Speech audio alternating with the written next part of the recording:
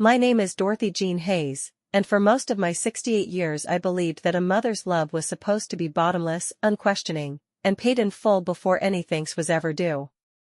I raised 2 daughters alone after my husband Harold passed from pancreatic cancer when the girls were just 12 and 9. Shannon, the youngest, was always the dreamer, the one who wanted princess dresses, destination weddings, and a life that looked perfect from every angle on Instagram. In the spring of 2018 she came to me crying in my small kitchen in suburban Atlanta. Travis, her fiancé of 11 months, had proposed on one knee at the very botanical gardens where her parents had taken their prom pictures 40 years earlier. "Mom," she sobbed into my shoulder, "we found the perfect venue, but it's so expensive. The deposit alone is $15,000, and the florist wants half up front. We're short. I don't know what to do." I listened while stirring sugar into my tea, the spoon clinking against the porcelain like a tiny warning bell I chose to ignore. I had just received a modest inheritance from my older sister Beatrice, $78,000 after taxes, enough to finally fix the roof, replace the ancient HVAC, and maybe take that Mediterranean cruise Harold and I had planned before he got sick. But Shannon's tears were real, or so I thought. Her mascara ran in black rivers down her cheeks. She clutched my hands and said the words every mother wants to hear, "You've always been my rock, Mom. If I could just borrow $32,000, I swear we'll pay you back within 2 years. Travis is getting a promotion soon.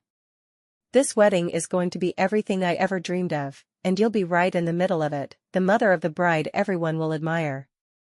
I wrote the check that afternoon. $32,000. My entire safety net plus the cruise fund. I handed it to her with a smile and a hug. She framed a photo of us holding the check together and posted it with the caption "Best Mom in the World." I started planning my outfit. A soft lavender mother of the bride dress from Nordstrom, pearl earrings Harold had given me on our 25th anniversary, new shoes I could walk in without pain. I practiced my toast in the mirror, to my baby girl and the man who promises to love her forever. I never got to deliver it. The wedding date was June 14, 2019. I marked it on my calendar in red ink. I called Shannon every Sunday to check on details, flowers, cake flavor, vanilla with raspberry filling, just like I suggested, the string quartet. She always sounded busy but happy. "You're going to love it, Mom. It's going to be magical." 2 weeks before the date, she stopped answering my calls. Texts went to read but no reply. I told myself she was overwhelmed. Brides get stressed. I sent a gentle message, "Honey, just checking if you need me to pick up anything, shoes, jewelry, anything at all. Love you." No answer. The Saturday of the wedding arrived. I woke at 5 a.m., did my hair, put on the lavender dress, pinned a corsage I'd bought myself. I sat by the phone waiting for the "limo is on its way" text she promised. Nothing. By 3 p.m.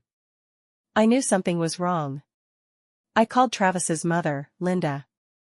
She answered on the 3rd ring, voice tight. "Dorothy. I thought you knew. They wanted it intimate. Immediate family and close friends only." My stomach dropped through the floor. Intimate? I gave them $32,000. A long pause. I'm so sorry. I assumed you were told." I hung up and opened Facebook with shaking hands. There it was, album after album posted by Shannon's maid of honor, her college roommate Jessica. Photos of Shannon in the ivory lace gown I'd helped her choose online. Travis in his charcoal tux. The botanical gardens in full bloom. The cake with fresh raspberries cascading down the tiers. Smiling faces, champagne toasts, first dance under fairy lights. Not one photo included me. I scrolled for 20 minutes, hoping maybe I was in the background somewhere. Nothing. I wasn't even tagged. I sat on my living room floor in my lavender dress and cried until the makeup ran down my neck and stained the lace collar. Then I stood up, wiped my face, and made a single phone call, to my real estate agent. "I want to sell the lake cabin. As quickly as possible. The cabin had been in our family since 1987. Harold bought it with his first big bonus from the mill.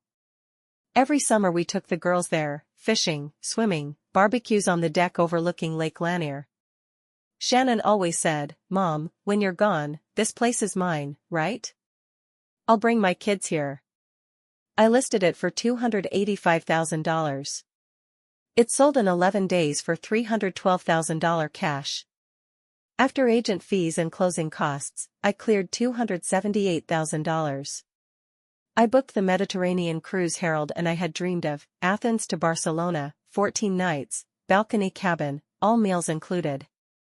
Departure in 3 weeks. I packed alone, carefully folding the clothes I'd bought hoping to wear them at Shannon's wedding. I kept the lavender dress. It felt like armor now.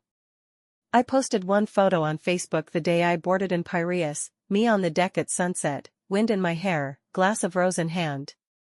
Caption, learning to celebrate myself. The likes poured in from old friends, cousins, neighbors.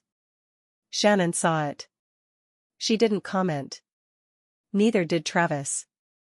3 weeks into the cruise, Santorini, Mykonos, Naples, I got the first frantic call. Shannon, voice cracking, "Mom, the photographer is demanding the rest of the balance. We're short $4,800. Travis lost his job right after the honeymoon. Can you help? Just this once?" I was sitting on a balcony overlooking the caldera, watching the sun melt into the sea. I took a slow sip of wine. "I'm so sorry to hear that, honey. I'm in the middle of the Aegean right now. Reception is terrible. We'll talk when I'm back on land. Enjoy your new life." I hung up and blocked her number for 30 days.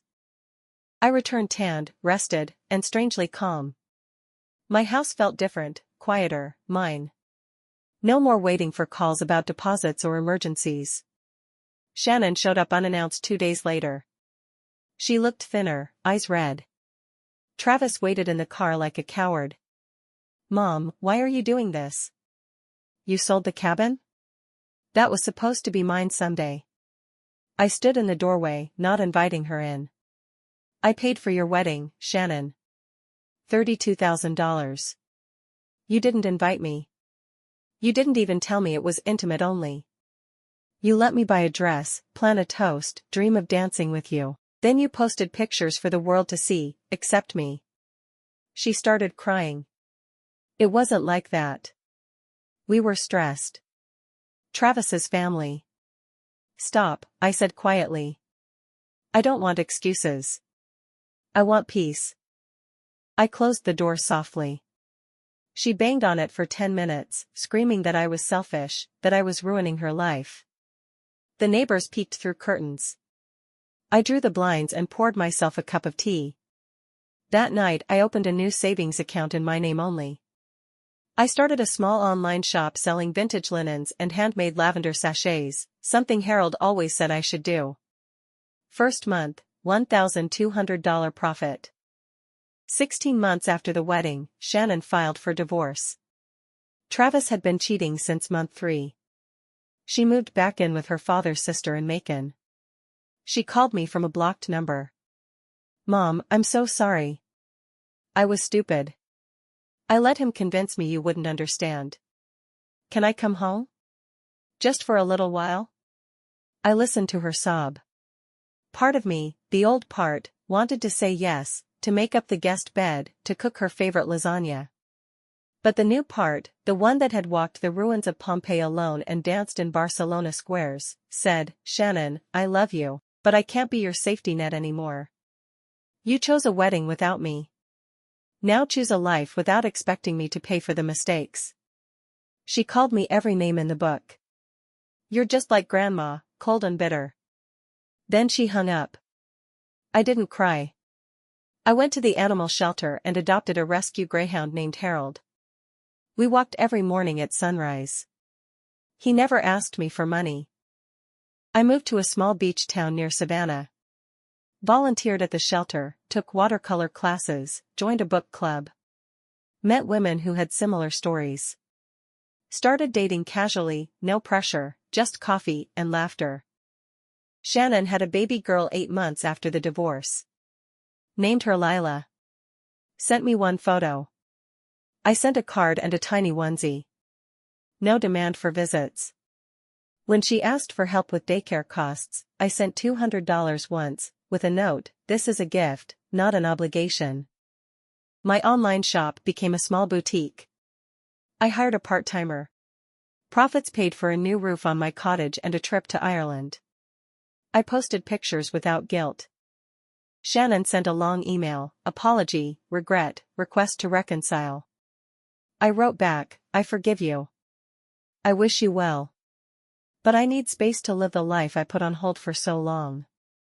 I still wear my anniversary necklace every day, not for Harold, not for Shannon, but for Dorothy Jean Hayes, who finally chose herself. I watch the sunrise with Harold the dog, coffee in hand, and smile. The best weddings, I've learned, are the ones we throw for our own soul. Did you like my story? And which city are you listening from? Let's meet in the comments. If you like the story, you can support me by sending a super thanks so I can keep bringing more stories like this. Thank you so much for your sweet support. I'm looking forward to your comments on the story. On the screen, you can see 2 new life stories that I highly recommend.